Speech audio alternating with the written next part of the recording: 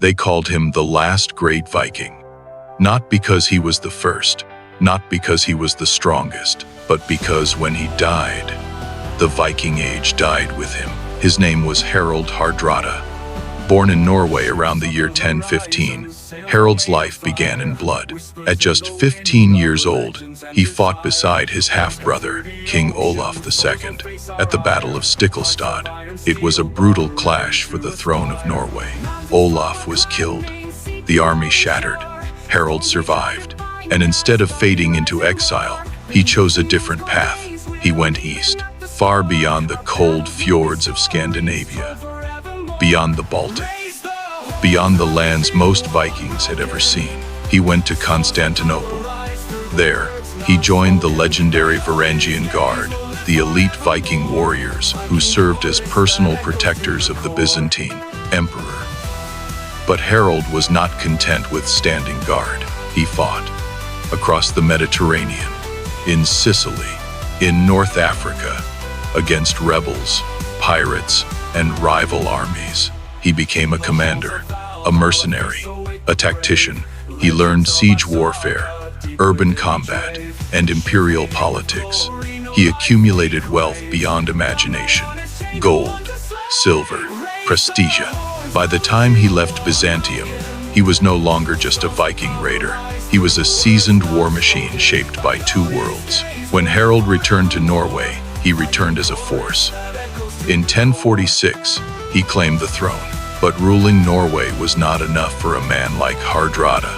He believed he had a rightful claim to England, a land that had felt the fury of Vikings for centuries.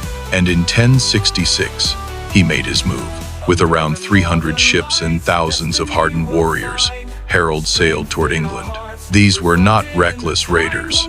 These were veterans. Men who had fought across Europe. Men who had followed Hardrada through fire and steel. He landed in the north. At the Battle of Fulford, his army crushed the English earls sent to stop him. It seemed the invasion would succeed. England looked vulnerable. But another king was marching, Harold Godwinson. The English king moved with astonishing speed, forcing his army north in a desperate attempt to confront the invaders before they could fortify their position. On September 25th, 1066, at Stamford Bridge, the two forces met. Harald Hardrada was nearly 50 years old. Most warriors at that age would command from the rear. Harald fought at the front. He wore no armor. Some say he believed victory was certain. Others say he welcomed fate. The battle was savage. Axes shattered shields. Spears pierced mail. Blood soaked the earth. Viking fury clashed with English resolve in a desperate struggle for survival. Then it happened. An arrow flew. It struck Harald in the throat. And with that single shot, the last great Viking fell. His army collapsed soon after.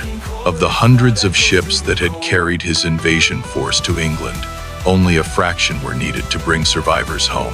3 weeks later, Harold Godwinson would fall at the Battle of Hastings to William of Normandy.